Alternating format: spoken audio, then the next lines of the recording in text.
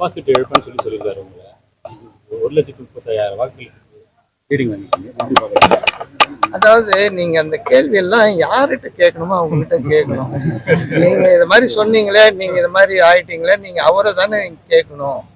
என்ன கேட்கறதுல என்ன நியாயம்னு தெரியல. ஓகே, இருந்தாலும் கூட அவர் என்ன சொல்லியிருக்காரு, நான் தான் ஓட்டு வாங்கி கொடுத்தேன், ஜான்குமார் தான் ஓட்டு வாங்கி கொடுத்தாரு, இந்தாண்ட மற்றவங்கலாம் யாரெல்லாம் ஓட்டு வாங்கி கொடுத்தாங்களோ அவங்களாம் என் கூட வந்துட்டாங்க, அவருக்கு ஓட்டு வாங்கி கொடுக்கறதுக்கு தான் ஆள் இல்லை அப்படின்னு சொன்னார். இன்னைக்கு பாருங்க, அவருக்கே ஓட்டு வாங்கி கொடுக்கறதுக்கு ஆள் இல்லை. அவருக்கு ஓட்டு வாங்கி கொடுக்கறதுக்கு ஆள் இருக்காங்களா? இல்லை. ஏன்னா அவருக்கே துணை இல்லை. அவர் யாரெல்லாம் பேர் சொன்னாரோ அத்தனை பேரும் தோல்வியை சந்தித்தார். அதெல்லாம் அவருக்கு உண்மையான நிலைப்பாடு தெரியாமல் இருக்கிறார். அன்றைய தினம் கூட அவர்கள் நம்மோடு இருக்கக்கூடிய நேரத்தில் கூட கூறினேன், பாராளுமன்ற தேர்தலுடைய விடை என்பது வேறு, மாநில தேர்தலுடைய விடை என்பது வேறு. ஆகவே இதை இரண்டும் ஒன்றாக பார்க்க வேண்டாம் என்று கூறியிருந்தேன். அதைத்தான் மறுபடியும் கூறுகின்றேன். அவர்கள் எங்களுடைய தேர்தல் அறிக்கையிலேயே கூறப்பட்டிருக்கிறது. அது குறிப்பாக சொல்ல வேண்டும் என்றால், ஜம்மு அண்ட் காஷ்மீர் என்று சொல்லக்கூடிய அந்த பகுதிக்கும் புதுவை மாநிலத்திற்கும் மாநில அந்தஸ்து வாங்கி தருகின்றோம் என்று சொல்லக்கூடிய வாக்குறுதியை தந்திருக்கின்றார்கள். ஆகவே எங்களுடைய இந்தியா கூட்டணியுடைய முதல் நோக்கமே புதுவை மாநிலத்திற்கு மாநில அந்தஸ்து வாங்கி தருவதுதான் என்னுடைய நோக்கமாகும். பிஜேபி தான் மத்தியில ஆட்சி அமைக்க. அதாவது நீங்க இரண்டு அமைப்புக்கும், அதாவது பிஜேபிக்கும் காங்கிரசுக்கும் இருக்கக்கூடிய வித்தியாசம் என்று பார்த்தால் 5 பாராளுமன்ற உறுப்பினர்கள் தான். ஏனென்றால் அவர்கள் 240, இந்தியா கூட்டணி 235.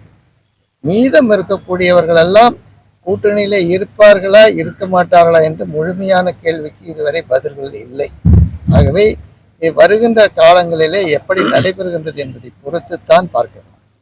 இந்த விடையானது, இந்த மக்களுடைய விடையானது ஜனநாயகத்தை காப்பாற்ற வேண்டும் என்ற ஒரு முழுமையான எண்ணத்தோடு அளிக்கப்பட்ட விடை என்று சொல்ல வேண்டும்.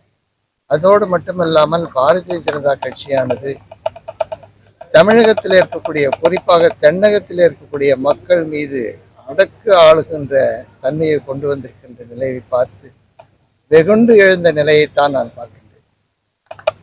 ஆங்கிலேயர்களை எப்படி விரட்டினார்களோ அதை போல பாரதிய ஜனதாவை தென்னகத்திலே இருந்து விரட்டி இருக்கின்றார்கள் என்றுதான் சொல்ல வேண்டும். அப்படிப்பட்ட ஒரு நிலைதான் இன்றைய தினம் பார்த்து கொண்டிருக்கின்றோம். ஆகவே அவர்கள் விரட்டப்பட வேண்டியவர்கள் விரட்டப்பட்டிருக்கின்றார்கள்.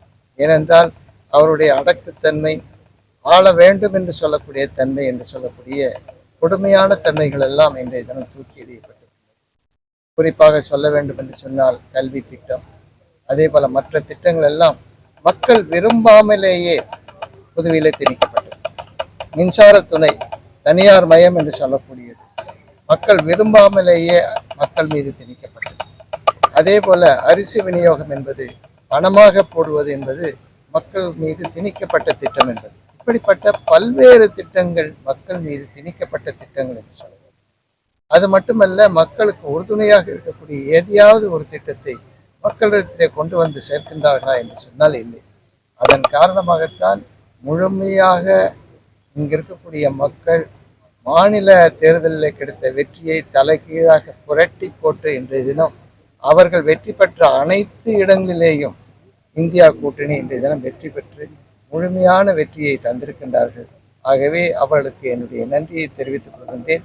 அது மட்டுமல்ல, அவர்கள் எதிர்பார்க்கக்கூடிய அந்த தன்மைகளை கொண்டு வருவதற்கு உண்டான முழு முயற்சியும் நாங்கள் எடுத்துக்கொள்வோம் என்று இந்த நேரத்திலே உறுதிப்பட